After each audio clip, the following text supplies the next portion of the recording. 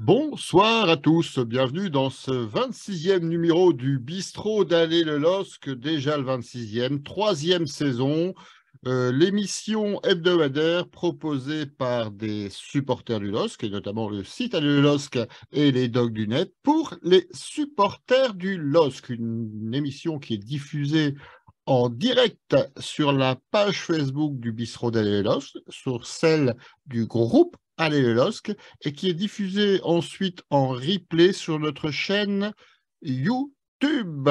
Alors, présent ce soir, l'élite des supporters du LOSC. Alors, on va commencer par le plus habitué d'entre nous, hein. Il est toujours à Dunkerque, hein, même si son cœur est à Tourcoing. Voilà. Bonsoir, Georges. Bonsoir à toutes et tous. Bonsoir François. Pour continuer sur les handicapés capillaires, on va vous présenter tout de suite les deux Christophe. On va commencer par Christophe C. Bonsoir Christophe. Bonsoir François, bonsoir à toutes et tous. Et il ne m'en voudra pas car il nous a confié que la semaine dernière, il avait des cheveux qui poussaient à l'intérieur. Donc c'est Christophe D. Bonsoir Christophe.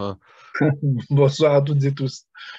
Alors nous allons évoquer le match de Toulouse et notamment la nouvelle stratégie de notre entraîneur Paulo Fonseca. Pour ça, il fallait un entraîneur qualifié. On a pris le meilleur de la région.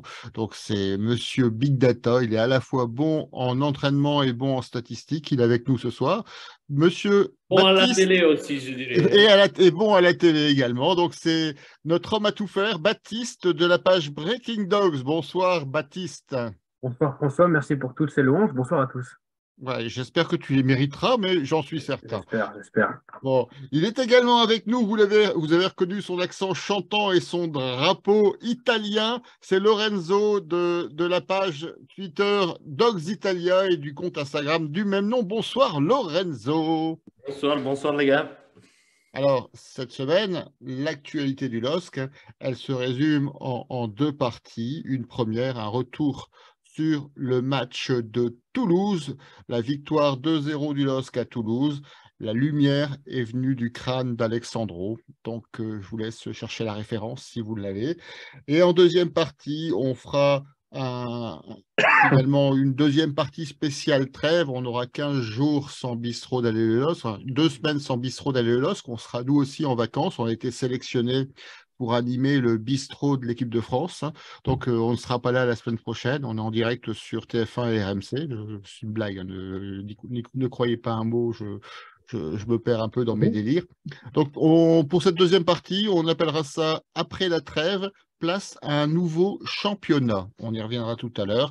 Un championnat qu'Olivier Létang a classé finalement en deux parties, deux étapes, une étape de plaine et une étape de montagne. On aura l'occasion d'en venir, et notamment sur la première étape de l'étape de plaine, le prochain match contre Lorient.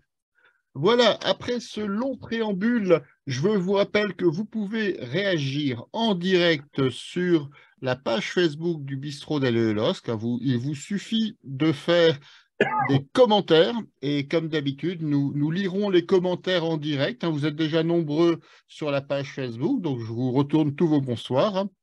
On a même Trifred qui salue déjà le retour de Big Data. C'est vrai que tu nous avais manqué ou tu leur avais manqué. Et donc, on prendra vos meilleurs commentaires. N'hésitez pas, toutes vos réactions, elles sont les bienvenues et on les partagera avec les autres internautes. Je vous propose de commencer par cette première partie, donc le match contre Toulouse, la lumière du crâne d'Alexandro. Alors, est-ce que le match peut se résumer à ça? Baptiste, tu as préparé les statistiques ou tu veux que je sorte les miennes? J'ai les miennes, mais dans la continuité de ta phrase, on peut dire que le match a été électrique. Du côté de ce match entre Toulouse et Lille, il y a eu 16 tirs pour Toulouse et 18 pour Lille, donc un match très animé offensivement des deux côtés.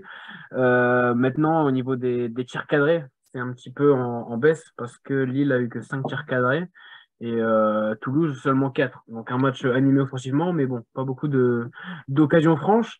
Et au niveau de la possession, c'est 54% du côté de Lille et seulement 46 pour Toulouse. Je pensais vraiment que Lille Champion de avait... possession! Champion de possession! Exactement, Allez, je sais pas si vous aviez fait le concours la semaine dernière. Mais la statistique frappante, c'est au niveau des fautes, c'est que Toulouse a été beaucoup plus fautif que Lille, 12 fautes pour Toulouse, et j'ai envie de dire seulement 2 pour Lille dans un match qui était donc fortement animé, mais qui s'est décanté, j'ai envie de dire, à la 85e minute de jeu.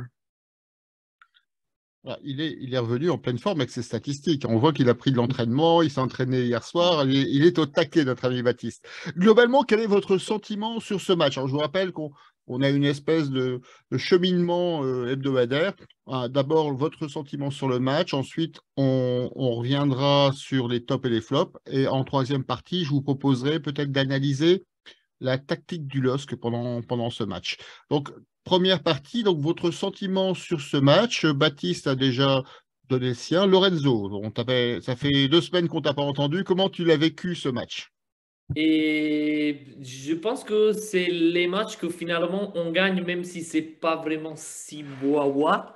Bah, en plus, c'était difficile la pluie, il y a eu beaucoup de choses un peu, je dirais, bizarres. Et vu comment s'était passé un peu la première mi-temps avec les occasions que Ounas avait ratées et les 2 opportunités pour Toulouse, c'est celui-là sur le corner avant l'orage en fait, et la deuxième, c'est celle-là de Dalinga à la fin de la première mi-temps. Je pense qu'on s'en sort quand même bien. Et c'est ça les matchs les plus importants à gagner des fois. Parce que quand on joue bien et on gagne, c'est bien. Mais les matchs qui semblent vraiment difficiles comme ça et on les gagne, vu le calendrier qui nous attend pour cette dernière partie du championnat, franchement, ça fait du bien rester là, attaché au groupe européen. Christophe D, tu l'as vécu comment ce match? Qu'est-ce que tu en ressors dans une première analyse? Ouais, je suis assez d'accord avec Lorenzo. C'est un match avec plein d'approximations. Il y a eu des contrôles ratés, il y a eu des relances bizarres, il y a eu plein de choses, mais super agréable à regarder parce que ça partait d'un côté et de l'autre. Donc ça, c'était, enfin, en tant que supporter, c'est un peu chiant parce qu'on se dit on va en prendre un bientôt parce qu'on se découvre beaucoup ou alors on fait des erreurs assez manifestes. Mais je pense que si j'avais été supporter neutre, eh ben, j'aurais trouvé ce match super parce que c'était vraiment un match qui était joué pas du tout au milieu de terrain, enfin très peu, et qui était vraiment qui partait d'un camp à l'autre. Donc un match, ce genre de match pour le gagner, et je pense qu'il faut en vouloir plus que l'adversaire et c'est plutôt rassurant qu'on ait réussi à le gagner, quoi. Christophe C, tu as un avis à nous faire partager? Tu rejoins cette analyse ou tu l'as vécu différemment? Je suis assez proche de tout ce qui a été dit, sauf sur une chose qu'a dit notre ami Lorenzo. On a mangé aussi les occasions, donc effectivement, on retient, en tout cas, tu as retenu les 2 occasions toulousaines, mais Ounas a une petite passe à faire sur sa droite, et je pense que Jonathan David, lui, il va pas la rater celle-là. Donc, enfin voilà, on en a eu aussi pas mal, c'est vrai, et c'était un match très agréable, comme le disait Christophe. Donc, alors, c'est pas forcément mon Viagra. En étant neutre, je l'aurais pas forcément regardé, celui-là. C'est pas forcément la grosse affiche de la journée, mais c'est vrai que j'ai pris du plaisir, même sans ce petite touche de Viagra. Donc, c'était vraiment sympa. Ça partait dans tous les sens. Et voilà. Et surtout, à la fin, qu'est-ce qu'on fait? On marque 2 buts et on les marque pas suffisamment tôt. On a bien géré, en fait, l'ouverture du score assez tard et le deuxième but dans les arrêts de jeu pour pas se faire reprendre, même si ça aurait pu revenir. Et comme le disait le petit intervenant sur c'est la chaîne vidéo, je sais pas quoi, là, ils ont un commentateur qui s'appelle Dominique Arribagé qui a réussi à nous dire que si Toulouse égalisait, je sais plus où il a joué ce garçon, eh bien ils auraient fait match nul. Bah, effectivement, je suis assez d'accord avec lui, mais ils n'ont pas égalisé, donc on a gagné. Ce qui est bien dans les matchs retransmis en direct à la télévision, c'est la qualité des analyses. Ah, Et quand il y a des analyses de qualité, il faut savoir les partager. Je te remercie, Christophe, pour cette remarque. Georges, est-ce que tu as d'autres choses à rajouter en dehors de l'analyse des commentaires d'Arribagé? Ben non, bon, comme ça a été dit, peut-être pas le plus grand match qu'on ait fait cette saison, en tout cas en termes de justesse technique, mais ouais, un match bien géré, un match bien compris, et même une fin de match, je fais le lien avec ce qui s'était passé la semaine précédente, où on a su, la 85e, gérer le résultat. J'ai même vu pendant un petit moment, un très bref instant, Fonseca donner comme consigne de mettre un bus. on a su lever notre niveau de jeu au niveau de Metz, au niveau de Brest. Enfin, 5 minutes de Fonseca qui met un plus, c'est comme un sprint de 3 mètres de Lionel Messi. Ce serait comme une consigne tactique donnée par Domenech que ces joueurs comprendraient. C'est un truc qu'on ne voit pas, quoi. Donc ça... Ne spoil pas trop la fin de cette Non, analyse. non. On va y revenir Non, sur ce sujet. Ça a été, voilà, ça fait du bien aussi des fois de se dire que on peut comme ça avoir une touche de réalisme, surtout que en parallèle avec le match de la semaine d'avant, Toulouse m'a quand même fait une plus belle impression que Lyon, donc c'était pas un adversaire à négliger. On en parlait ici la semaine dernière, et je trouve qu'au final, ils rendent aussi une très belle copie, quoi. Alors, je ne sais pas si l'un de vous cinq voudrait rebondir sur ma réflexion, mais finalement, on a l'impression qu'au match de Toulouse, et on expliquera pourquoi tout à l'heure, il s'est passé exactement le contraire de ce qu'on a vécu durant ces 3 dernières semaines. C'est-à-dire que finalement, on a eu de l'efficacité avec un jeu un peu moins de qualité. Et finalement, des buts dans les dernières minutes, alors que d'habitude, on en prend. Finalement, on a l'extrême opposé de ce qu'on a connu depuis le match de Paris. Alors, est-ce que c'est un hasard? Est-ce que c'est une stratégie? Comment vous l'avez vécu, ça? Bah, pas que Paris, c'est quand même l'histoire de notre début de saison. Même. C'est vrai. On peut reprendre le match aller à Nice, enfin de Nice, on peut reprendre le match contre Rennes. On va pas tous les reprendre, mais tous ces points perdus, c'est vraiment l'histoire de la saison. Ici, c'est sympa, ça fait un peu contrepoids, quoi. Il nous arrive de marquer à la fin quand même. Il y a eu Monaco, il y a eu quelques matchs quand même où on a marqué à la fin. Oui, mais Monaco, c'est exemple intéressant. On fait un match exceptionnel, on les surdomine et au final, on gagne que 4-3, quoi. Non, mais, alors qu'on les a surclassés pendant 90 minutes. Mais je veux dire, ça nous est arrivé de ça nous est arrivé, ouais. Mais ouais, après, je pense que le grand fait de ce match-là, c'est que je trouve, personnellement, je trouvais qu'on a moins maîtrisé le milieu de terrain que d'habitude et qu'on a joué plus ou moins à l'anglaise. C'est assez bizarre dans ce match-là. Est-ce que c'est pas lié à la qualité du jeu de Toulouse aussi? Si, je pense que c'est lié. Je pense on a voulu éviter de jouer bas parce qu'on s'est dit que Toulouse, ils étaient plutôt bons. Et on avait peut-être aussi un milieu qui manquait de muscle. C'était Benjamin André. Et en plus, on avait au milieu, ça se voit. Tout à fait. Ouais, c'est vrai que sans André, c'était pas la même chose. J'avoue que André Gomez, il a eu son mois de gloire, entre guillemets, mais je le vois physiquement, je sais pas, je le sens pas. Ça a été ça son défaut dans sa carrière, en fait, parce que sur le joueur, je pense sur la qualité, on va rien dire parce qu'il est là, il montre quelque petite chose à chaque match. Mais j'avoue que c'est vraiment un joueur que peut-être il ne peut pas tenir toute une saison, entre guillemets. C'était ça son problème, même au Barça ou à Everton. Donc, voilà, sans André, je pense que la différence, elle est vraiment, vraiment, vraiment quand même. Après, quelqu'un devra m'expliquer, je ne veux pas le répéter, pourquoi un mec comme Jonas Martin, dans un match comme Toulouse, il ne joue pas. Je m'en doutais que tu n'avais pas été, mais je crois qu'on ne le verra plus. Voilà, c'est marrant parce qu'on en parlait la semaine dernière, on se disait au numéro 6, on a que Baléba pour rentrer. Et tout d'un coup, mais c'est vrai, il y a Jonas Martin, qu'est-ce qu'il devient ce garçon?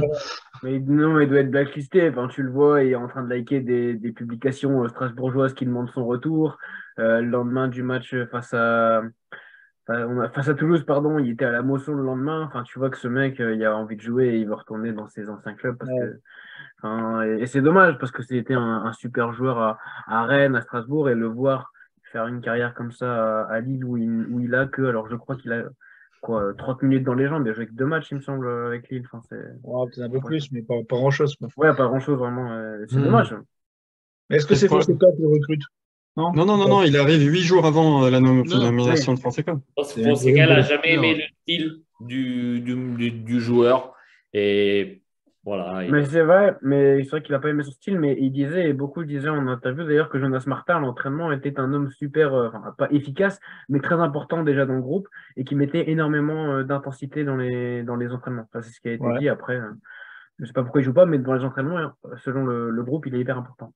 Après, à ces postes-là, il y a André qui est indiscutable, André Gomez qui, a priori, a un gros avantage, même Angel Gomez qui est en numéro 3, et on voit même qu'un joueur comme Carlos Mais Baleba, qui a fait ses preuves bah depuis le début voilà. de saison, a Mais du mal à rentrer en jeu, quoi. Donc, je c'est pense vrai que c'est plus André Baleba, parce que justement, André Gomez, c'est plus un box-to-box.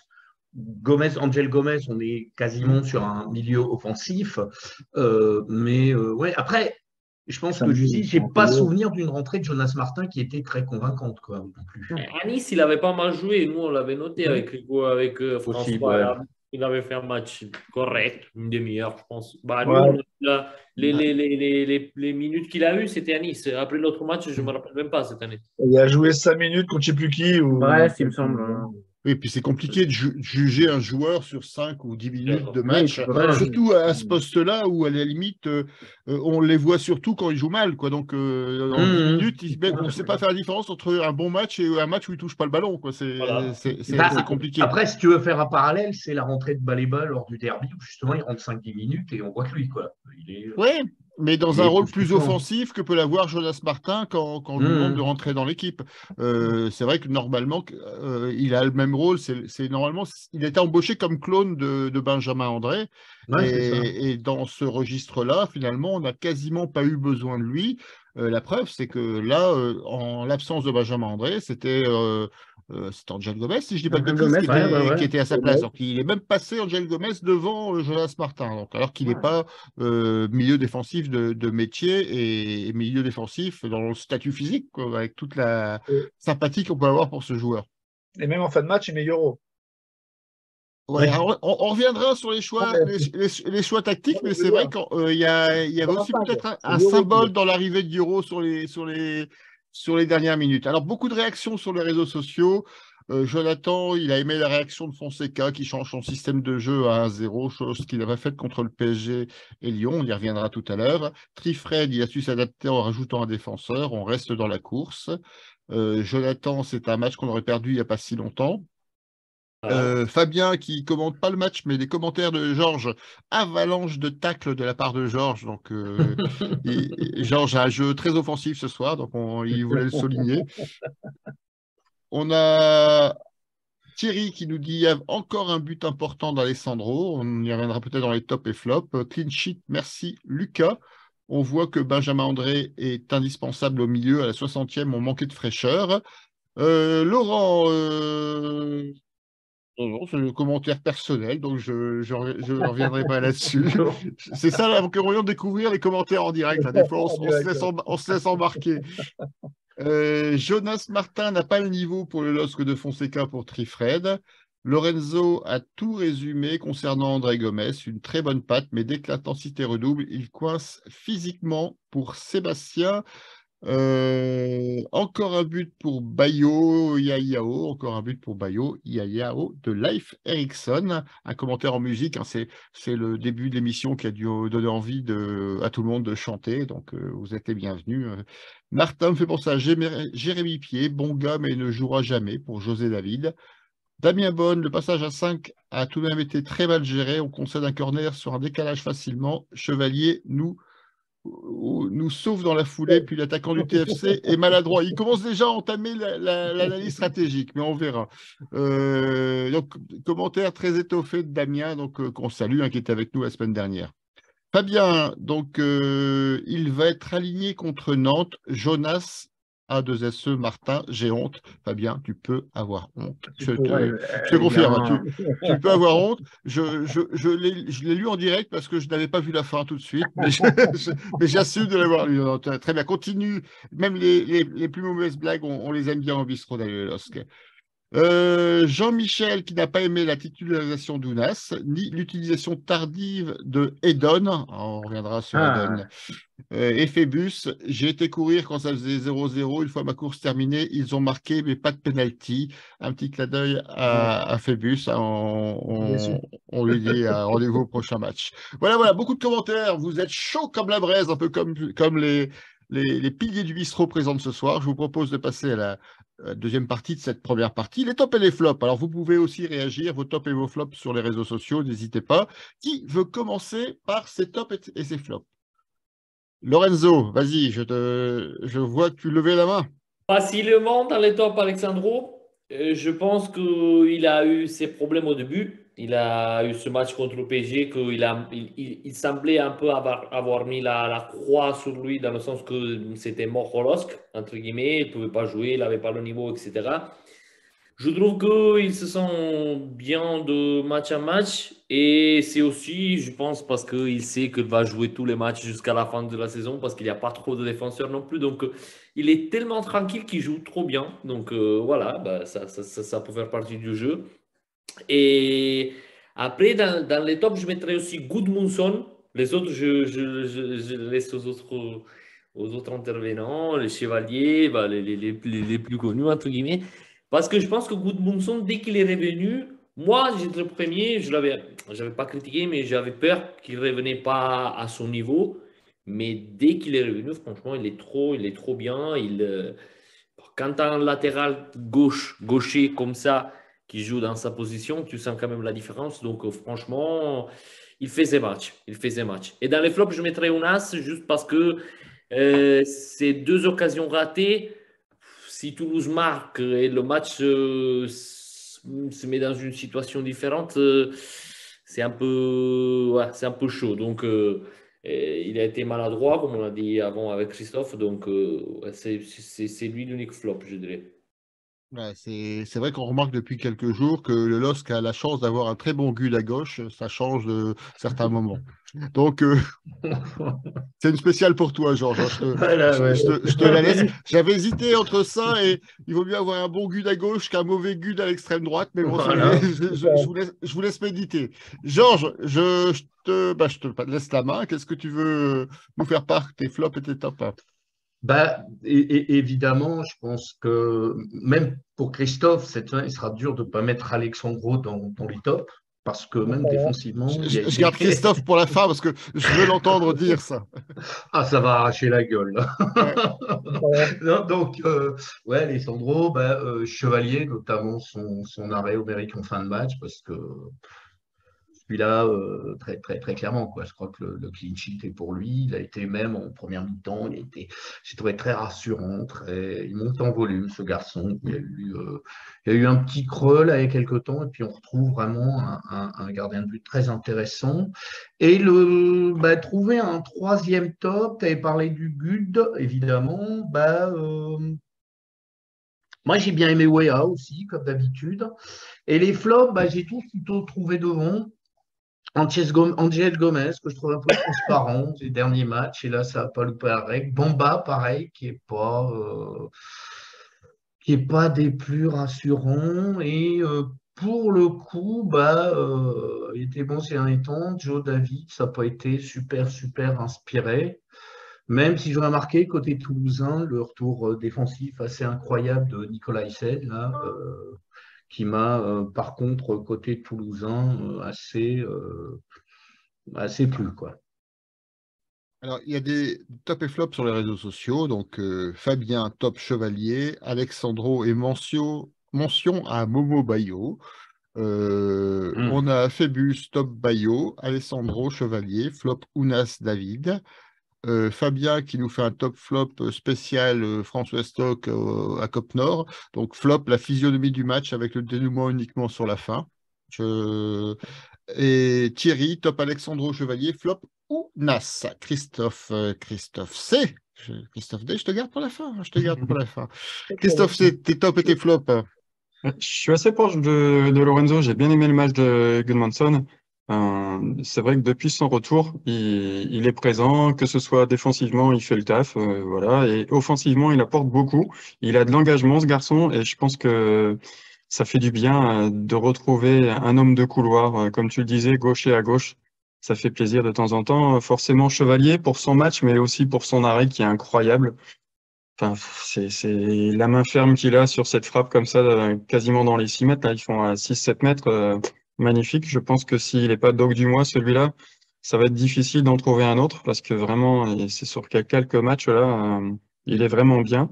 Et dans les flops, moi, j'ai noté pas un joueur, mais le président lillois, parce que les temps étaient à l'orage et à la pluie ce week-end et franchement, c'était vraiment dégueulasse. Donc, Tout pour Et quelqu'un tout ça qui est pour censé ça. faire la pluie et le beau temps, ben, il ferait bien de se concentrer sur le beau temps. Non, mais juste pour le citer, parce que quand tout va mal, quand on fait match nul ou quand on perd, il est souvent cité sur les réseaux sociaux par tout le monde. Et là, ben, pour une fois, on a gagné, on l'a pas entendu ou très peu, ou en tout cas que dans le positif et tourné vers l'Europe. Et donc, ben, je voulais le citer tout simplement. Voilà. Baptiste, est-ce que tu veux nous faire part de ta sélection, tes tops et tes flops? Est-ce que une mention pour un joueur qui a marqué sa 4e passe décisive, si je dis pas de bêtises, et que tu aimes bien citer dans tes tops et flops? Ouais, je peux m'en abstenir. Non, en top, Chevalier. Chevalier qui est exceptionnel. Franchement, son arrêt, il l'a dit, hein, c'est un des arrêts les plus durs de sa carrière. C'est un arrêt réflexe. Et je pense que peu de gardiens en Ligue 1 sont capables de faire cet arrêt à la 90e comme ça et de nous offrir. Il faut dire, hein, aujourd'hui, il nous offre 2 points. Face à Lyon, il nous offre 2 points. Face à Lens, il nous offre des points. En fait, vraiment, Chevalier, c'est l'homme qui nous offre des points cette année où on aurait pu, l'année dernière, avoir des points. Malheureusement, on n'avait pas de gardien l'année passée. Donc Chevalier fait vraiment énormément de bien cette saison. En flop, j'ai mis Bamba devant, pas beaucoup de duels remportés. Ça a été dommage. Et en flop, j'ai peut-être. Alors, c'est pas vraiment un flop, mais c'est pas un top non plus. C'est Alexandro. Moi, je l'ai pas trouvé bon. Sur ce match-là, honnêtement, alors, j'ai envie de dire, je vais pas dire son but le sauve. Ça serait anecdotique de dire ça. Mais sa première mi-temps, je la trouve pas forcément hyper bonne. Compliqué défensivement, en deuxième un peu aussi. Mais voilà, il nous apporte ce but, donc je ne vais pas le mettre en flop, mais je ne le mettrai pas en top non plus. Et alors, Et, Christophe, oui? ouais, et je finirai juste sur un top aussi énorme. C'est l'interview de Fonseca et de Montagnier sur Canal+. Mm. J'ai adoré, honnêtement, c'est des passages vraiment extraordinaires. Et franchement, image incroyable. Voilà, pour remettre dans le contexte, Montagnier a été plein de louanges sur le jeu lillois, sur la qualité du jeu lillois, ce qui arrive de temps en temps. Et on avait l'impression qu'il y avait vraiment une vraie complicité entre les deux entraîneurs qui sont partis quasiment bras dessus, bras dessous. Voilà, c'est du Et, on va s'aimer. Hein. C'est du et on va voilà. s'aimer. Moins Et c'est qu'avec Eric Roy quand même. Hein. voilà, c'est moi qu'avec Eric Roy ou avec Frédéric Antonetti il y a quelques années. Donc, ça fait Oui. toujours plaisir de voir ce genre d'image, surtout que finalement, ça confirme aussi le fait que les deux équipes ont un jeu plutôt sympathique et que si on avait uniquement des équipes qui allaient dans ce sens-là en Ligue 1, on aurait peut-être un championnat qui serait plus agréable à regarder malgré les commentaires des gens de la chaîne vidéo qu'on ne citera pas. Ah, Christophe. Alors, Christophe, justement, Christophe D, vous l'attendez tous. Baptiste, tu as un peu mâché le terrain. Donc maintenant, vous allez savoir quel est l'avis de Christophe sur ses tops et ses flops. Qui tu mets en top, qui tu mets en flop? Bah, en top, numéro 1, c'est Chevalier, parce que c'est sans gardien, tu peux pas avoir une bonne équipe. Et vraiment, il monte en puissance, et il est vraiment très fort. Et super joueur. Après, je mettrais un gros top aussi à Bayo. Pourquoi? En contraste avec les autres.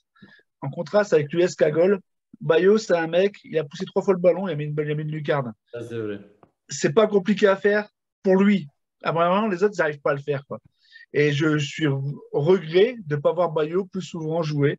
À mon avis, Bayo en pointe, David en retrait, ça serait bien mieux que ce qu'on voit là. Mais bon, donc un gros plus à Bayo et j'espère qu'il y aura plus de temps de jeu sur la fin de saison parce qu'il le mérite et parce qu'on n'a pas de joueurs comme ça. Bon, bien sûr, un gros flop à Ounas qui se regarde jouer et qui nous fait chier. Sérieusement, enfin, qui me fait chier. Il y a plein de gens qui l'aiment. Ok, tant mieux. Moi, il m'emmerde. C'est voilà, pour un mec qui regarde jouer, qui à la mi-temps dit ah c'est con, on n'a pas marqué, bah ouais c'est de ta faute. Gros, bon voilà. Donc bon, on est professionnel, on n'est pas là en salle. Et je mettrai un gros top aussi à Fonte, qui a réussi à vous faire croire qu'Alexandro avait du placement. Parce que je pense que Fonte, il est essentiel dans ce match sur le placement d'Alexandro. Parce que si vous regardez la première mi-temps, si vous la re-regardez, vous verrez qu'il est quand même un placement aléatoire, complet. Et sa montée de balle à la 25e minute où il pousse la balle, il est à 20 mètres de ses buts, 25 mètres de ses buts, il pousse la balle 10 mètres devant lui, il part en sprint, il essaye de faire un tac. Bon, là, il n'y arrive pas, la balle elle part en contre, après il se prend un but. Non, on ne peut pas avoir ça, c'est pas possible. Donc je pense que je mettrais un top Alexandro, un flop top. Un flop. Parce qu'il a été 3 fois dangereux sur corner, c'est vrai. Hein.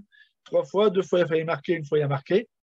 Est-ce qu'il y a eu poussette ou pas? Je ne sais pas, on a regardé la vidéo, moi j'ai rien vu. Bon, voilà. C'est comme au match précédent, il y avait une faute, mais pas assez marquée, donc pour siffler Ouais, faute. Ça je devait être ça. cherchais Hein. après la faute, j'ai même de la faute pas assez marquée, je cherchais après. Parce On m'a que dit, c'était c'est pas but, vraiment marqué du tout, en fait. Hein. bah ouais, non mais voilà. Enfin, toujours été par Alexandro, ok, il est bon de la tête, mais en placement et en jeu au pied, c'est quand même super compliqué. Quand même. Alors, comme dit Georges, on va devoir jouer avec, a priori, parce qu'il sera préféré à Euro, ce qui est discutable, à mon avis, hein. Mais bon, après, c'est autre chose. Font, je trouve qu'il est important dans le placement de l'équipe et dans le fait qu'il parle beaucoup, même s'il est très lent et que tout le monde le sait. Si les autres l'écoutent autour, ça devrait plus ou moins bien se passer.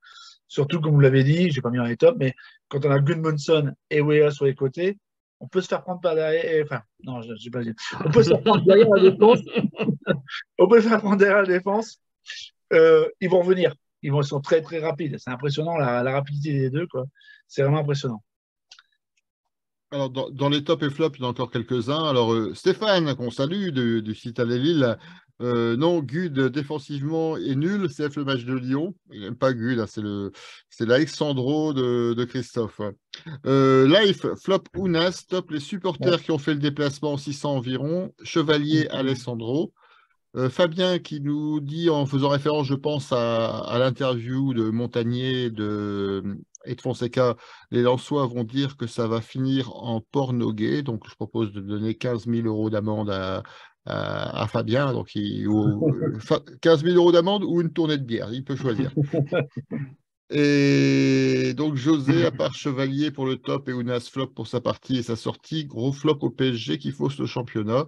On y reviendra tout à l'heure dans la deuxième partie de l'émission sur les chances des équipes de tête à accéder à l'Europe. On a Je peux fini. rajouter un truc, Oui, Christophe? bien sûr. François, vraiment, je suis vraiment pas d'accord avec Christophe.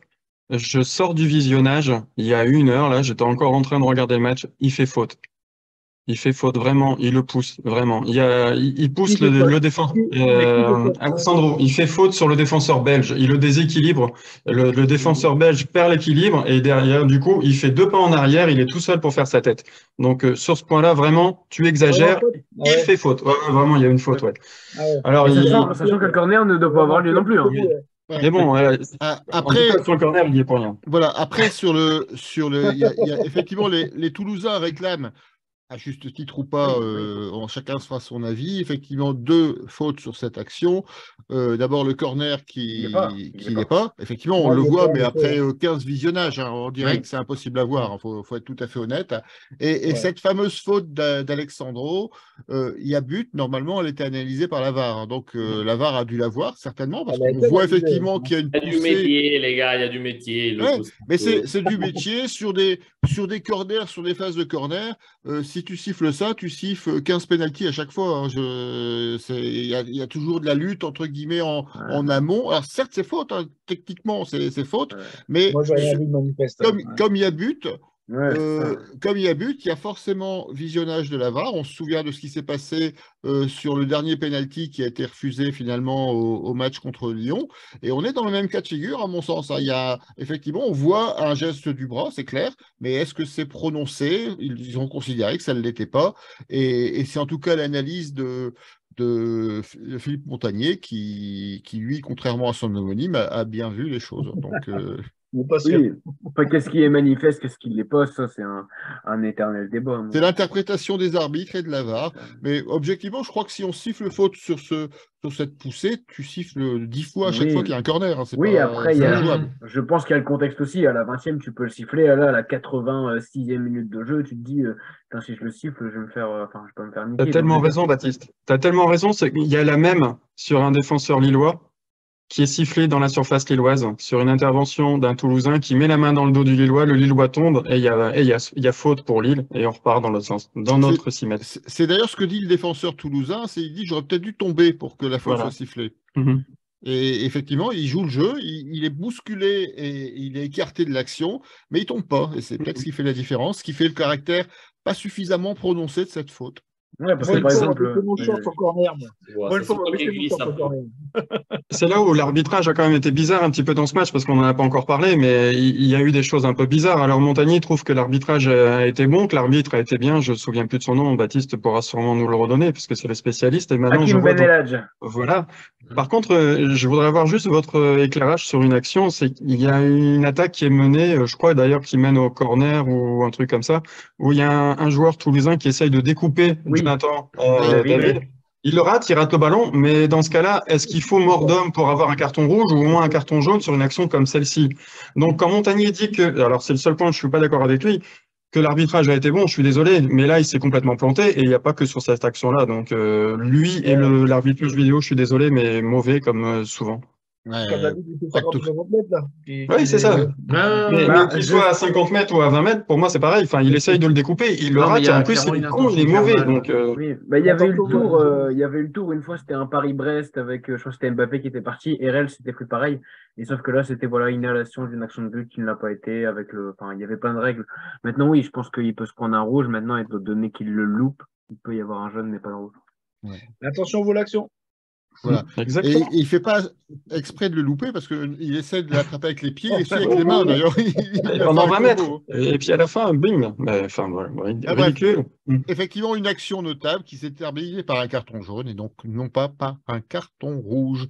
Phébus qui clôture finalement ce sujet en nous disant il y avait peut-être 2 pénaltys ou 4. Donc on est tous d'accord avec lui, hein. On sait que c'est le C'est assez spécialiste généreux. C'est assez généreux.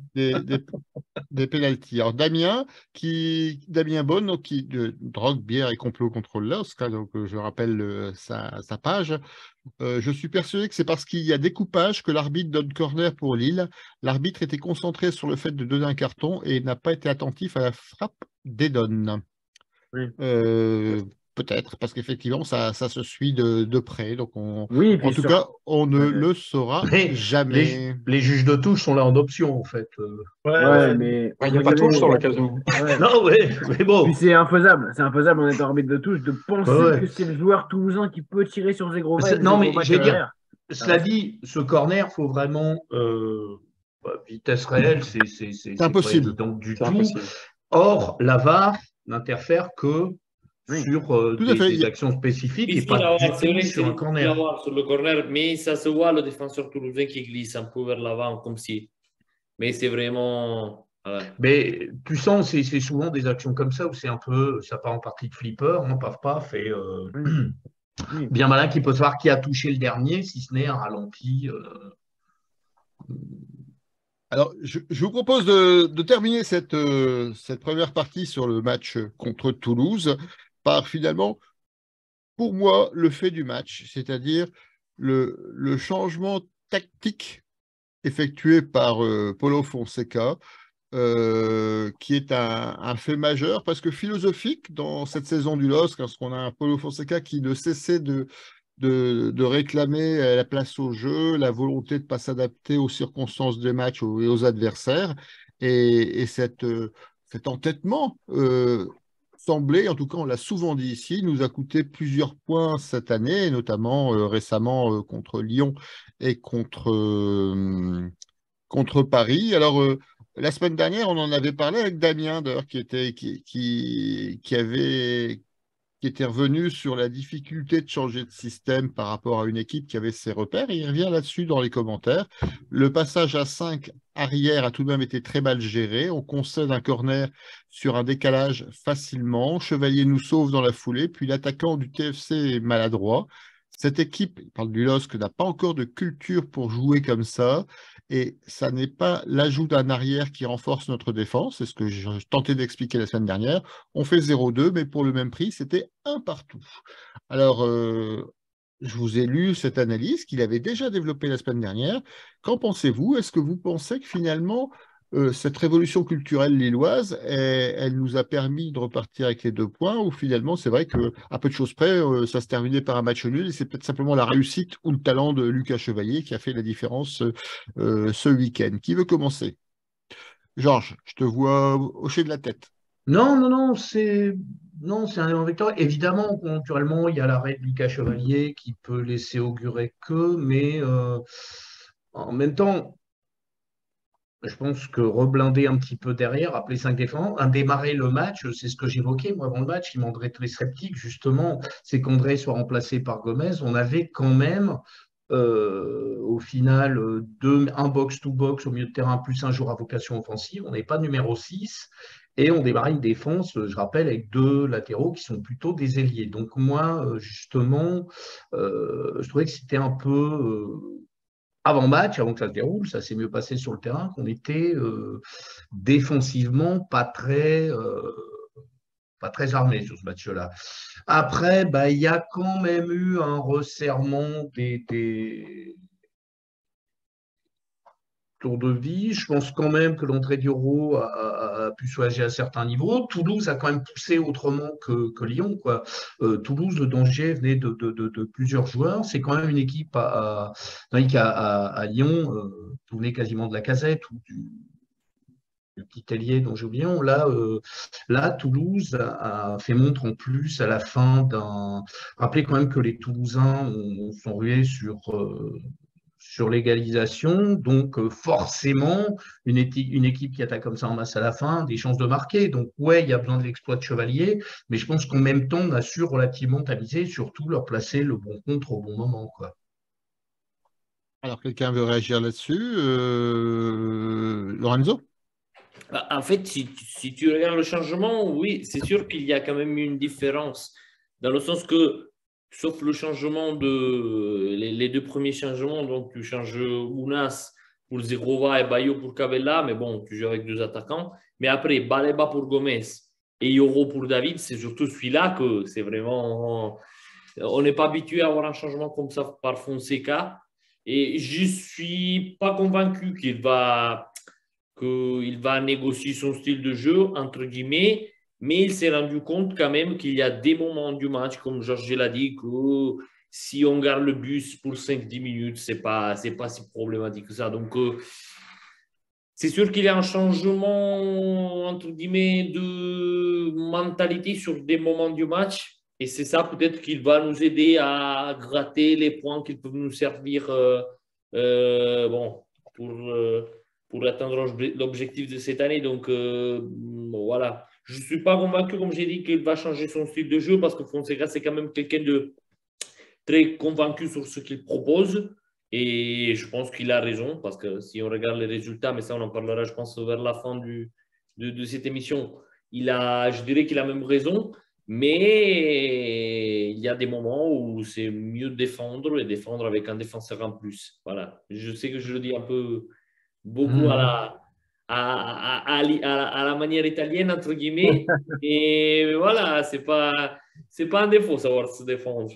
Alors, qu'on soit bien clair, en dehors des changements qui étaient assez classiques sur les premiers, c'est surtout effectivement l'entrée de Yoro à la place de Jonathan David juste après l'ouverture du score qui démontre finalement un changement ponctuel. Imaginez si à la place de Yoro, il fait rentrer Virginius et à la fin, Toulouse nous égalise. Non, Lyon, oui. Mais justement, je pose la question, est-ce que s'il avait joué comme ça contre Lyon, on ne prenait qu'un point, quoi. En tout cas, moi, ce qui me fait penser que c'est vraiment extrêmement volontaire, c'est qu'en plus, dans les déclarations d'après-match, on a à la fois Fonseca et à la fois, je crois que c'était José Fonte, qui disaient qu'ils avaient travaillé pendant une semaine sur ce passage à défense à 5, en cas d'ouverture du score et de nécessité de devoir protéger le score dans les dernières minutes.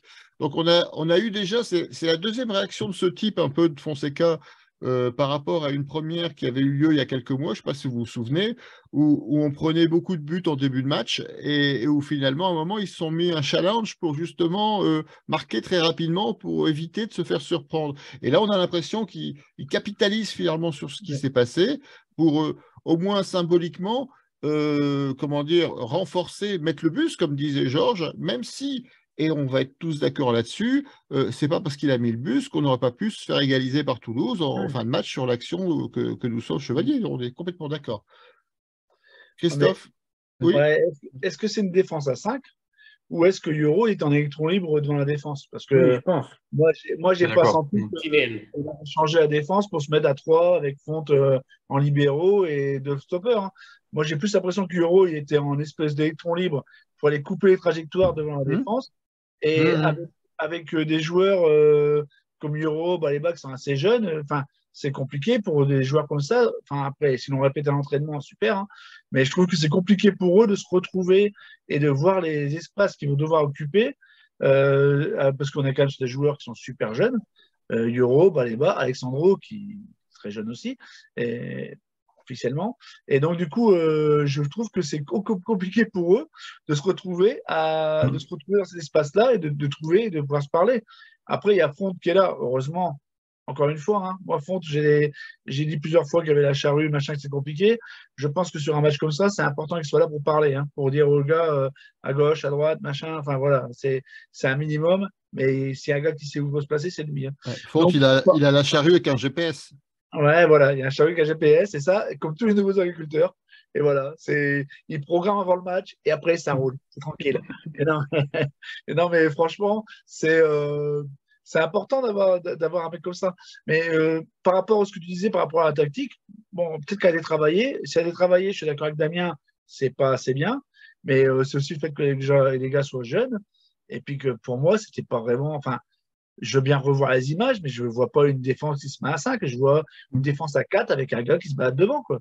Et c'est pas tout à fait la même chose, mais on ne parle pas de la même chose. Hein. Concept du stopper volant. Ouais. Ouais, c'est ça, mais... Un nouveau truc. Franchement, si tu mets un gars qui a de l'expérience qui fait ça, tu mets un André en fin de match qui fait ça, il va te couper des ballons. Il va en couper plein. Un jaune, c'est plus compliqué. Il faut lire le jeu. Il faut le temps de s'y mettre. Quoi. Et puis, par contre, l'entrée de Bayo, il faut quand même souligner l'efficacité et le poids qu'il met sur une défense. Quoi. Et moi, ça me fait chier de le voir 5 minutes tous les 3 matchs. Quoi. Et je pense que ce mec-là, il mérite de jouer plus que 5 minutes tous les 3 matchs. Parce que, avec le poids, mais je sais pas, je ne sens pas la puissance, il mérite plus. Il mérite plus. Alors, on l'avait déjà vu quand il a commencé à revenir en début de deuxième partie de saison, où il avait eu des buts aussi intéressants, et surtout une précision quasi chirurgicale quand il faisait ses tirs croisés justement puissants qui rentraient systématiquement dans le but. Et puissant, t'as le mot, il frappe super fort. Les autres, ils frappent tout mou. Alors forcément, ils frappent tout mou sans regarder le gardien. Alors ça, j'en ai rien à branler, tu ne regardes pas le gardien quand tu tires. Moi, ce que je veux, c'est que tu tires fort et que ça marque. Voilà, ça, c'est vraiment un... D'ailleurs, on n'a pas d'autres comme ça dans l'équipe et il devrait bouger plus. On a Damien là sur les réseaux sociaux, Damien Bonne, qui nous dit, en évoquant ce que tu disais sur Joseph Fonté, avant la trêve internationale, c'était la charrue avant les Bleus. Donc, elle était jolie, je voulais vous la partager. Christophe, est-ce que tu as un avis sur ces changements tactiques, ces analyses tactiques et stratégiques sur l'équipe du LOSC? Alors, je suis totalement d'accord avec le Damien Beaune de la semaine dernière et le Christophe de ce soir. Alors, moi, quand j'ai regardé ça tout à l'heure, j'avais l'impression d'avoir un Yoro Mavuba, avec ce jeu comme ça de faux numéro 6 qui redescendait et qui s'incrustait entre les deux défenseurs centraux à la fin de sa carrière, avec de l'expérience en plus et un petit peu moins de rapidité. Mais moi, je l'ai pas vu avec une défense à 5. J'ai vraiment vu comme Christophe avec un Yoro qui descend, qui coupe les lignes, avec un Baleba, effectivement. Alors, il y a un petit peu plus de rythme que Angel Gomez à la fin du match. Le problème, c'est que ce garçon, s'il joue plus beaucoup en ce moment, c'est parce que je pense qu'il a un problème tactique et vraiment, je le pense. Il y a encore du travail à faire pour ce garçon. Il a une telle verticalité. Oui, voilà, Carlos, il a une telle verticalité dans le jeu. Le problème, c'est que je pense qu'il a un problème de placement et de compréhension parfois de ce qui peut être demandé par le coach. Il s'avance un petit peu trop, il y a des problèmes derrière et puis ça ne compense pas beaucoup. Et forcément, il y a des moments, ça fait des brèches à l'intérieur du jeu. Donc, je pense que le plan s'était marqué et si on marque et on arrive à la 75e, on ferme. Heureusement que ça s'est pas passé comme ça et qu'il y a eu justement tous ces petits faits de jeu, notamment avec la blessure de Weah, c'est beaucoup de temps de jeu de perdu et heureusement que ça s'est passé comme ça parce que je suis pas sûr qu'on ait tenu un quart d'heure, 20 minutes en jouant d'une telle façon. Alors, pour analyser ces stratégies du LOSC, ces nouvelles stratégies du LOSC, on a le plus grand entraîneur de la région, donc l'entraîneur de l'US Atiche. Baptiste, qu'est-ce que tu veux nous dire sur ces changements stratégiques en tant que spécialiste? En tant que spécialiste, bon, forcément, en tant que spécialiste, c'est compliqué, hein. Une défense à 5 quand on est adversaire, c'est horrible, hein. C'est la pire des choses de mettre le bus, comme on dit. Maintenant, il le faut. Moi, je me rappelle pas de voir un match de Lille, même si comme il gagnait d'un but d'écart, gagner du temps, entre guillemets. Alors, même si Chevalier met du temps à dégager, mais il n'y a jamais de gain de temps, honnêtement, de la part du LOSC, parce que je vois jamais les corners tirés à deux à attendre 20 secondes, qu'il y en a un qui vient mettre son pied pour la redégager en corner à chaque fois. Il y a jamais ça. Il faut savoir, oui, que c'est horrible, footballistiquement parlant, mais à la fin, ce qui compte, c'est les 3 points et c'est pas le beau jeu. Donc, Timothy Weah a quand même réussi à gagner 9 minutes pendant les arrêts de jeu. Hein. c'est vrai. Ça, oui, le compter. C'est ça, non, mais c'est footballistiquement parlant, c'est pas beau. Maintenant, à la fin, comme je l'ai dit, hein, c'est les 3 points qui priment, c'est la victoire. Et donc aujourd'hui, on ne peut que être satisfait de ça. Et on voit que Paulo Fonseca a eu peur de se faire revenir à la dernière, puisqu'il met 5 défenseurs et que face à Lyon, il aurait il aurait peut-être fallu, entre guillemets, mettre 5 défenseurs pour, euh, pour gagner du temps, du rythme et ne pas se prendre ce troisième but. Après, là, l'avantage qu'on avait face à Toulouse, c'est que nos joueurs avaient plus de rythme que face à Lyon. On voyait que face à Lyon, les deux centraux étaient fatigués. Là, il y avait quand même du rythme, mais bon, c'était quand même la 89e minute de jeu, donc mieux valait faire rentrer Euro. Voilà, puis d'un côté, il n'y avait pas Lacazette, et de l'autre côté, il y avait José Fonté. C'est peut-être ce qui a fait la différence par rapport aux deux matchs, si je résume C'est vrai. votre sentiment. Voilà, je pense que nous avons fait le tour de la question. On voulait alors peut-être juste saluer les supporters du LOSC qui étaient présents là-bas et la magnifique météo de cet après-midi, cette fin d'après-midi à Toulouse. Hein. 650 supporters. Hein. Alors 650 selon la CGT et 400 selon la police. Les chiffres sont à vérifier, donc on verra, c'est d'actualité. Oui, donc un match interrompu par la grêle, ça fait longtemps qu'on n'avait pas vu ça. Quoi. C'était quand même, faut pas aller à Toulouse. En plus, le stade est assez découvert, donc ils ont eu beaucoup de courage. Moi, je l'ai fait un match avec la pluie et à Toulouse, je vous avoue que c'est pas le top. Hein. C'était pas 19, je pense. Je pourrais juste rajouter une petite chose, François. Oui. Je voudrais juste rajouter, il y a eu une interview je l'ai noté malheureusement, de Montagnier, l'entraîneur toulousain, sur la chaîne qui livre très vite là. Et il a eu un commentaire très fair-play. Il s'est notamment renseigné sur la blessure de Weah. Oui. Et voilà, il a eu des propos très élogieux et très lucides sur notre équipe et sur la sienne. Et donc, c'était plutôt à saluer. C'était en complément de ce qui a pu être dit en compagnie de Fonseca. Mais vraiment, je l'ai trouvé très, très bien, ce garçon, et une analyse très fine du match qui avait été fait par les deux équipes. C'est pas surprenant parce que globalement, Philippe Montagnier, même s'il a eu quelques accros dans sa carrière, c'est un entraîneur qui a toujours prôné du beau jeu avec ses équipes, qui a toujours été plutôt fair-play et très droit dans sa tête. Donc c'est pas surprenant de voir qu'il s'entend bien avec quelqu'un comme Paulo Fonseca. Et puis peut-être que suite à son limonage de Lens, se dire du bien du LOSC est le moyen de faire chier le voisin. Quoi. Ouais, ouais, peut-être. Mais ressenti comme ça. Non. Quand on était à Valenciennes, c'est à ce moment-là qu'on a appelé Valenciennes le Barça du Nord. Hein. Ouais. Et on a hérité le titre avec le LOSC l'année d'après, mais les premiers quand on est Barça du Nord, c'était Valenciennes. Pour vous dire comment les commentateurs peuvent être cons parfois. C'est autre chose. Alors, je vous propose de laisser faire cette première partie, donc de laisser ce match Toulouse et ses 3 points qui nous replaçaient très provisoirement à la 5e place du championnat. Donc on est redescendu 6e suite à la surprenante défaite du PSG contre Rennes, enfin du PSG, du fantôme du PSG contre Rennes. On aura peut-être l'occasion. Surprenante aussi, je ne sais pas. Hein. Pardon? Surprenante aussi, je ne sais pas. En tout cas, elle n'était pas forcément dans le tableau de marche de Rennes. Donc voilà, donc cette deuxième partie, après la petite remarque d'ailleurs, c'était assez sympa de voir Kim Kardashian dans les tribunes, parce que Marco Verratti s'est rendu compte que quelqu'un pouvait avoir un plus gros cul que lui. Quoi. J'aime quand Georges est dans ses analyses très sportives, il n'y a pas de souci. C'est ça le charme du bistrot d'Aller le LOSC. Encore plus de charme que Kim Kardashian entre nous. Beaucoup plus de charme d'ailleurs, il n'y a pas photo. Donc, je vais enfin pouvoir vous annoncer cette deuxième partie. Après la trêve face à un nouveau championnat, il reste 10 matchs. Dans ses interviews d'après-match ou dans les interviews qu'il a livrées dans La Voix des Sports, ou dans les autres médias, Olivier Létang parlait d'un d'une fin de championnat en 2 étapes. Une première étape de 5 matchs et qui constitue en quelque sorte, là l'image est plutôt de moi, d'une étape de plaine, c'est-à-dire qu'il y a 5 matchs contre des équipes, on va qualifier d'abordables parce qu'il n'y a pas d'équipe facile. On reçoit Lorient, on se déplace à Angers, on reçoit Montpellier, on se déplace à Auxerre, on reçoit Ajaccio. Et ensuite, on se complique un peu sur les 5 dernières étapes du championnat, les 5 derniers matchs. On se déplace à Reims, qui restait sur 19 matchs sans défaite avant le match contre Marseille. Très bon match à aller voir. Hein. Je continue dans cette ligne.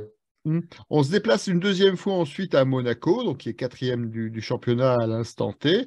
On reçoit Marseille 2e, et ensuite on termine par Nantes à domicile et 3 à l'extérieur, où on a vu en fin de saison dernière que c'est pas forcément facile de gagner à 3.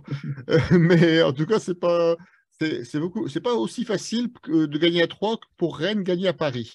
Donc, deux séries de championnats. Comment vous voyez finalement le parcours du LOSC? Est-ce que vous croyez encore, compte tenu des écarts qu'il y a avec les premiers, deuxième, troisième et quatrième, à une possible qualification en Coupe d'Europe? Et si oui, laquelle? Est-ce que vous aussi, vous êtes dans ce schéma de parties de championnat, une première étape de plaine à partir duquel on pourra peut-être faire des conclusions et avoir affiné nos ambitions?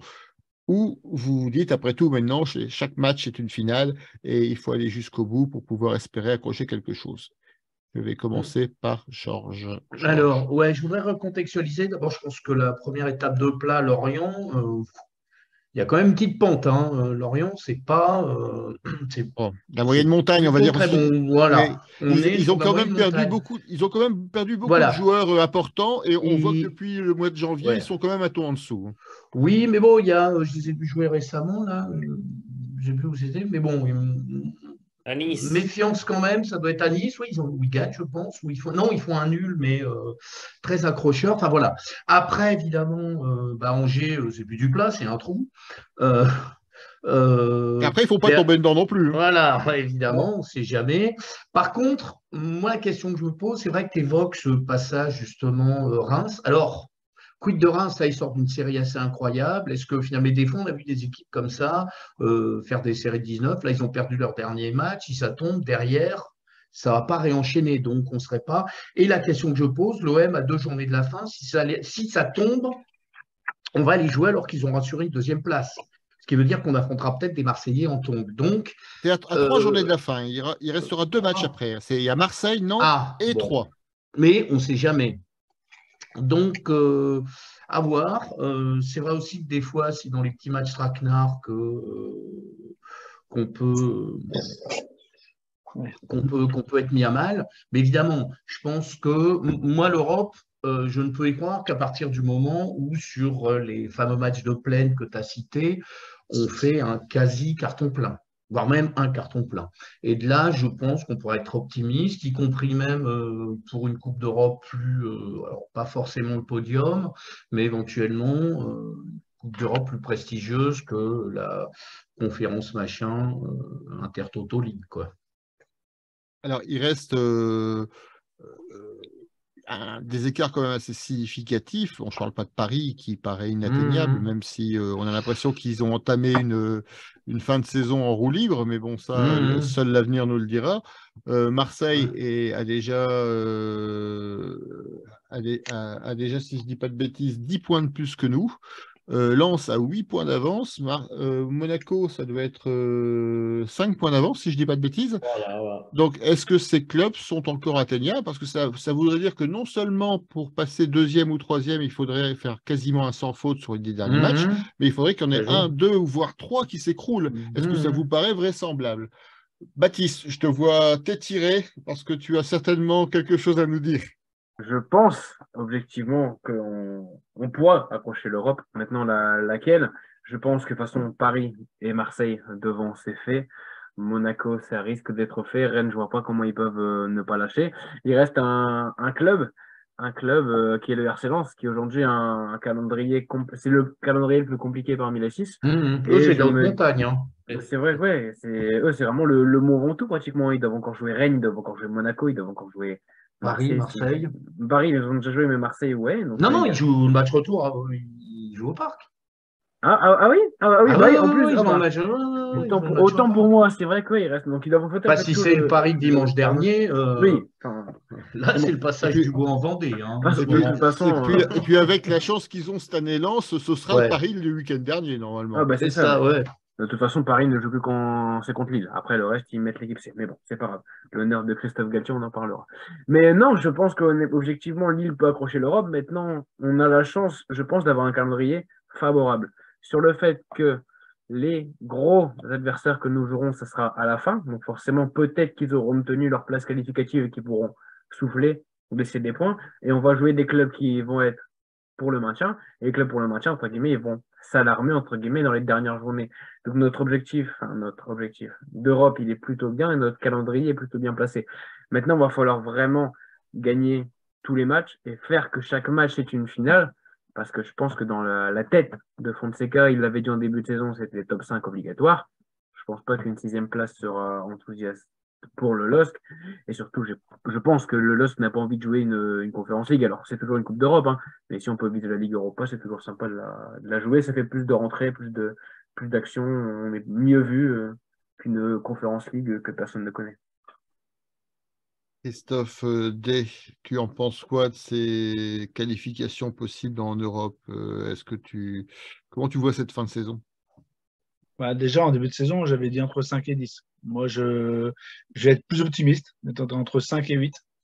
Je ne pense pas qu'on puisse faire mieux que ça. Quand même. 5 inclus? 5 inclus? 5 inclus. 5 inclus, entre 5 et 8. Pour moi, on ne peut pas faire mieux que ça parce qu'on a trop d'insuffisance.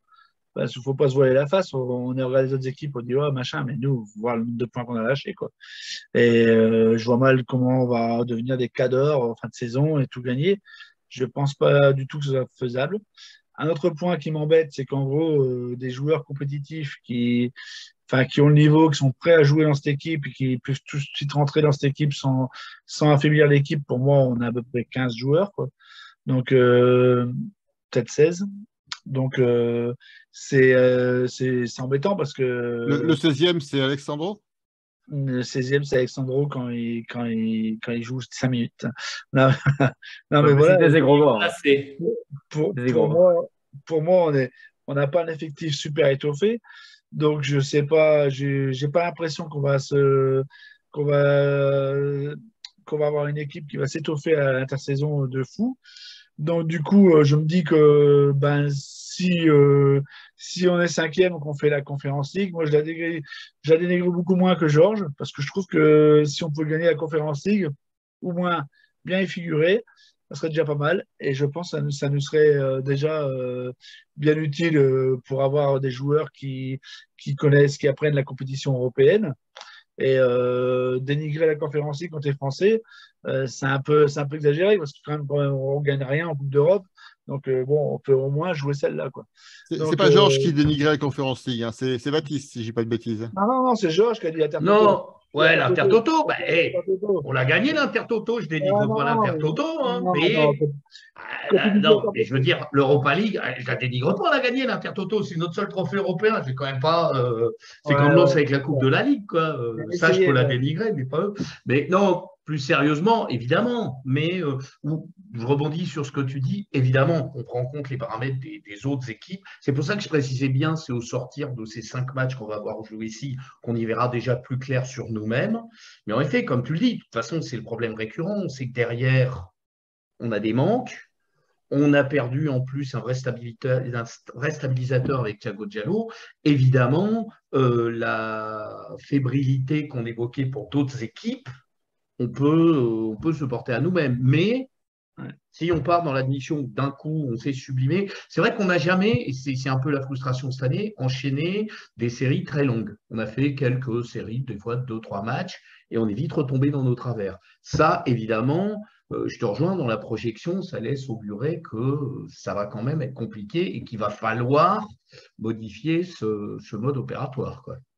Donc, mais voilà. J'adore l'Intertoto et si on gagne la Conference League, je te promets qu'on fera la fête sur la place de Grandfort. Voilà, c'est pas ce que j'avais compris. Donc, en gros, non, mais entre 5 et 8, ça me paraît bien, quoi. Voilà. Alors, l'autre Christophe, Christophe C, euh, tu le vois où le LOSC en fin de saison? Entre 5 et 8, ou tu penses qu'ils peuvent encore accrocher quelque chose de plus, malgré les écarts qui sont déjà importants et malgré finalement l'irrégularité des résultats du club depuis le début de saison? Mais les irrégularités, elles vont dans tous les clubs. Rennes a eu ses périodes. Je crois que j'ai Monaco, coupé mon micro. Rennes a eu ses périodes. Lens a eu sa période. On a tous des trous. On a tous un championnat en dents de scie cette année. Coupe du Monde ou pas, je ne sais pas si c'est dû à ça. Mais aucune équipe est performante du début à la fin du championnat. Ni le premier, ni le deuxième, ni aucun autre.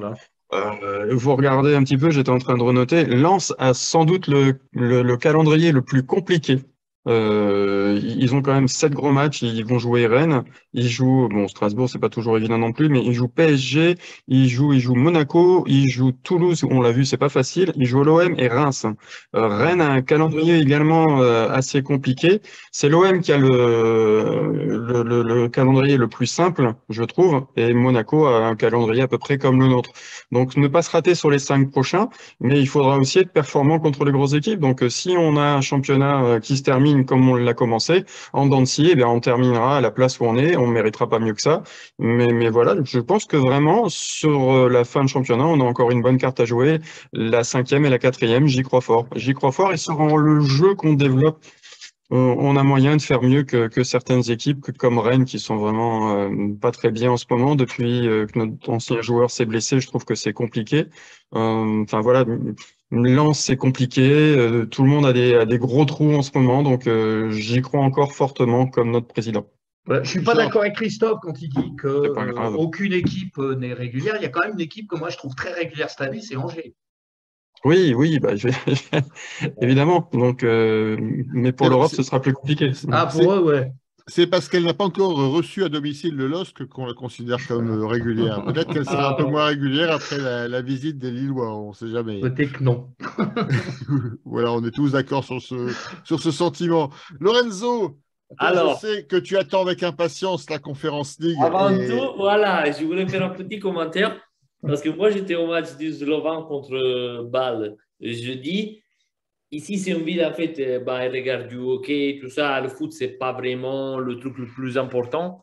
Mais il y avait une ambiance de fou. Moi, je me suis dit, quand même, l'ambiance européenne, elle est toujours là. Et même si c'est le troisième trophée européen, c'est pas la Ligue Europa, c'est pas la Champions League. Mais quand même. Parce qu'en plus, il faut penser qu'en Ligue Europa, moi, si on arrive quatrième ou troisième, je suis content. Mais Ligue Europa, on a vu le tirage au sort, ça dépend. On a pris l'Ajax et on est sorti, tout ça. La Conference League, moi, je regarde une équipe, par exemple, en Italie, comme la Fiorentina, cette année, qui joue très mal en Serie A, mais ils sont en quart de finale en Conference League. C'est quand même quelque chose qui. Et tu vois, c'est beau à continuer le tournoi, essayer d'y arriver en quart de finale, demi-finale, tout ça. Donc, ça serait pas mal. En regardant notre calendrier et le classement, moi, je dis qu'on jusqu'à la quatrième place, c'est faisable.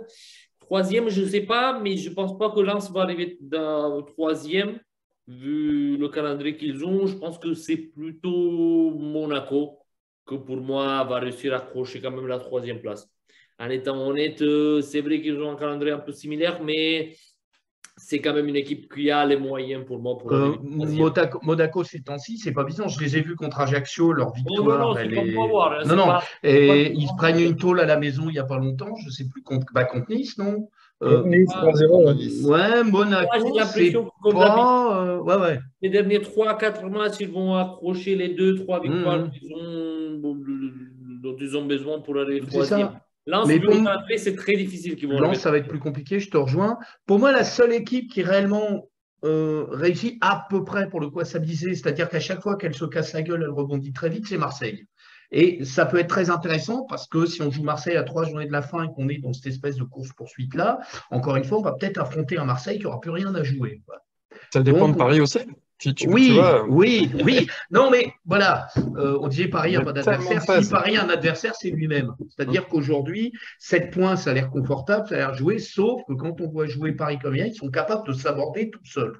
C'est évident. Oui, peut-être qu'ils auront un titre à jouer à ce moment-là. Sur ça, je suis d'accord. Mais c'est vrai que ces 5 matchs, c'est vraiment important parce qu'après, ça dépend de nous on arrive avec combien de points et dans quelle position. Parce que on prend, à part Marseille, que pour déjà être qualifié, mais on prend aussi Nantes. Ça peut être un Nantes en finale de Coupe de France, à nouveau comme l'année dernière, qui est déjà sauvé en Ligue 1, donc ils n'ont vraiment pas grand-chose à jouer en championnat. Donc c'est vraiment, ça dépend un peu de. Surtout que Comboiré va demander à Blas de pas trop bien jouer pour pas se faire Ah ouais. recruter par le LOSC à l'intersaison. Aussi. Mais il faut voir. Pour moi, on peut espérer jusqu'à la 4e place. Après, c'est quand même 8 points, c'est pas beaucoup. Il faut voir Lens, mais ça serait quand même un très grand résultat arriver 3e. Mais 4e ou 5e, pourquoi pas? Voilà. Après, ouais, la 3e place, franchement, elle me fait pas rêver du tout, hein. La 3e place, c'est la pire place en Coupe d'Europe pour un club français, du moins tant qu'il y a toujours ces barrages pour accéder à la Ligue des Champions. C'est la place où pendant 2 mois, tu as l'impression que tu es en Champions League et après tu tombes contre Porto ou un autre club de Staccabi et finalement tu te fais éliminer, tu te retrouves en Europa League avec un effectif que tu as acheté pour jouer la Champions League. Donc c'est un peu un piège à con, hein, et comme Pas le faux. disait Lorenzo, moi, franchement, la Conference League, je prends tout de suite. Je prends tout de suite. Effectivement, il y a beaucoup de matchs exotiques, mais ça permet de jouer la Coupe d'Europe sans trop de pression, avec finalement un effectif que tu peux faire tourner. Et après, si tu as le bonheur de te qualifier pour les 8e ou quarts de finale au printemps, ça peut être intéressant parce qu'on voit les derniers carrés ou les 8 derniers clubs qualifiés dans cette compétition. Souvent, c'est des clubs qui sont sympathiques, qui permettent d'avoir de beaux déplacements, d'avoir de beaux matchs européens. Et après, on ne Mais sait jamais, hein, on pourrait être à jamais les premiers. Ça peut être blague à part, je l'objectif trouve l'année prochaine. l'affiche de la finale l'année dernière de la Conference League, il y a la Roma et Feyenoord, les Hollandais. Oui. énorme.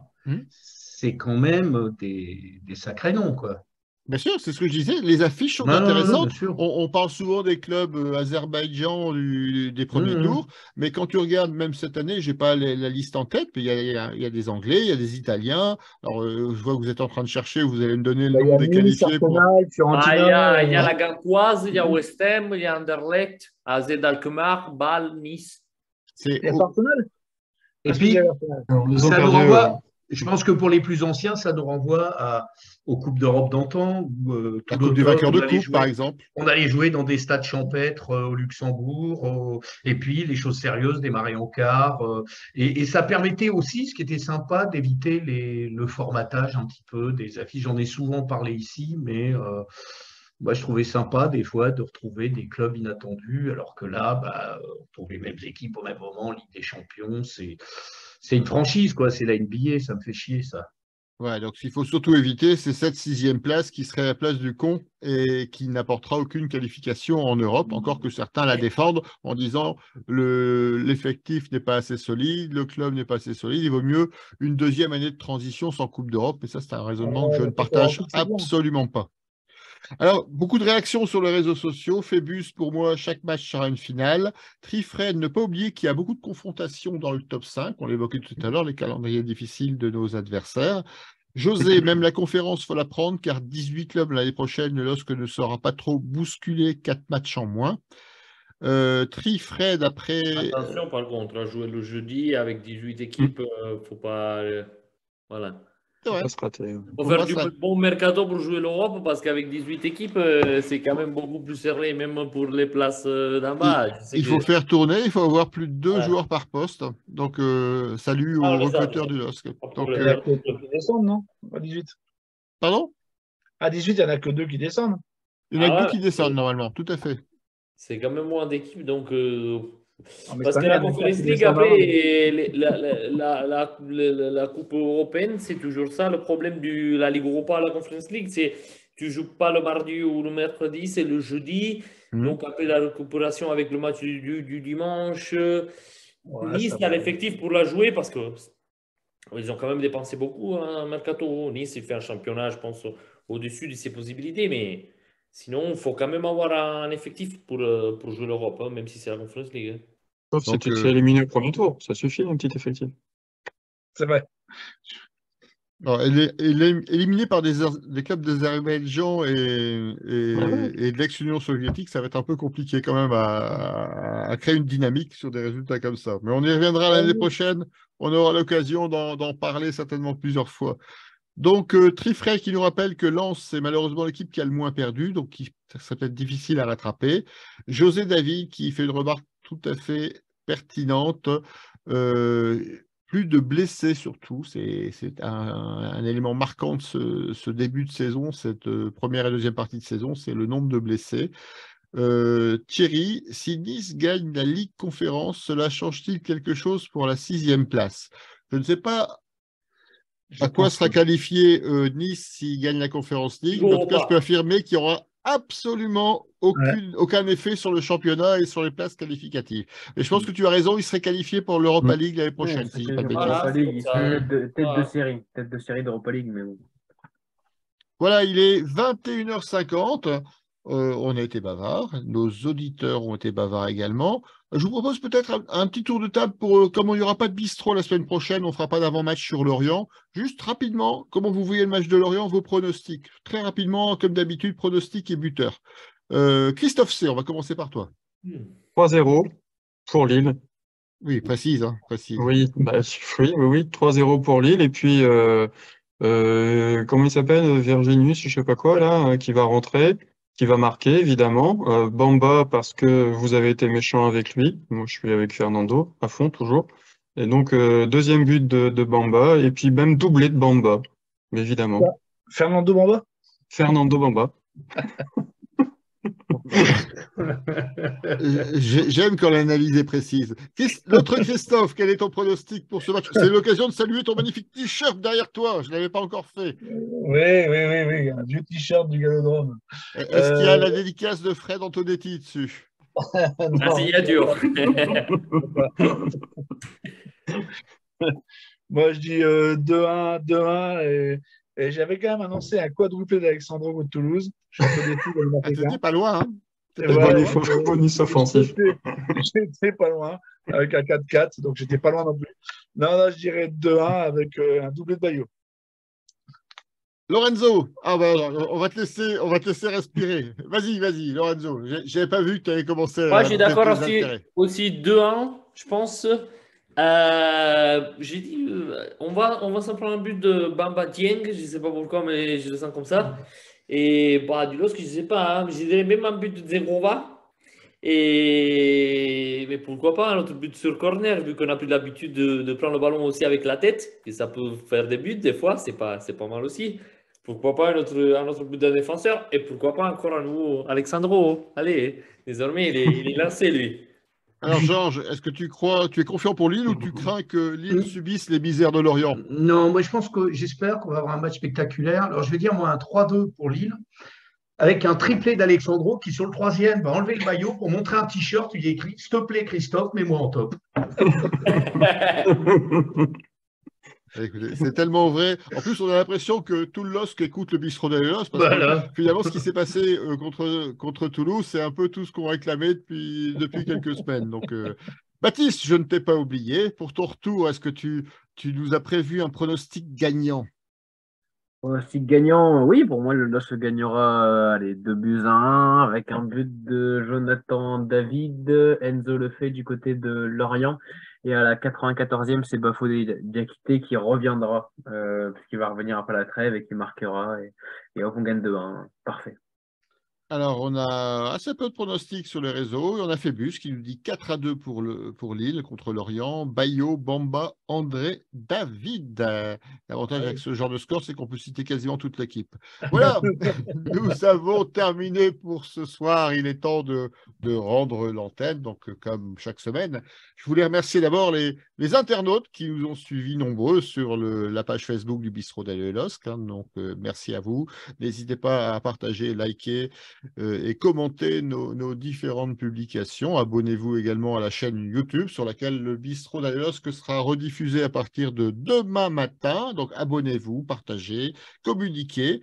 Je voulais bien sûr remercier également les piliers du bistrot présents ce soir. Donc, on va refaire un dernier tour. Merci à Christophe C. Merci à toi, merci à tous. Bonne soirée. Merci à Christophe D. Merci François, merci à toutes et tous. Merci à Lorenzo. Merci les gars. Merci à Georges. Merci François, merci tout le monde. Merci à Monsieur Big Data. Merci Baptiste. Merci François, bonne soirée à tous. Je vous le rappelle, pas de bistrot la semaine prochaine. On se retrouve dans 15 jours. Donc, on fait également la trêve internationale au bistrot d'Allé-le-Losc. Je vous souhaite à tous une bonne soirée. Comme d'habitude, il manque quelque chose. Ah, On peut modifier le cri de guerre au lieu d'aller le LOSC. Alessandro. Allez, Christophe. Alessandro. Allez, c'est une excellente idée. Je vous propose un nouveau cri de guerre. Donc, conjointement avec Georges. Donc, le nouveau cri de guerre du bistrot d'Allé-le-Losc. 1, 2, 3. Alessandro. Les sirènes du port d'Alessandro. Allez, salut, ciao, bonsoir, à bientôt.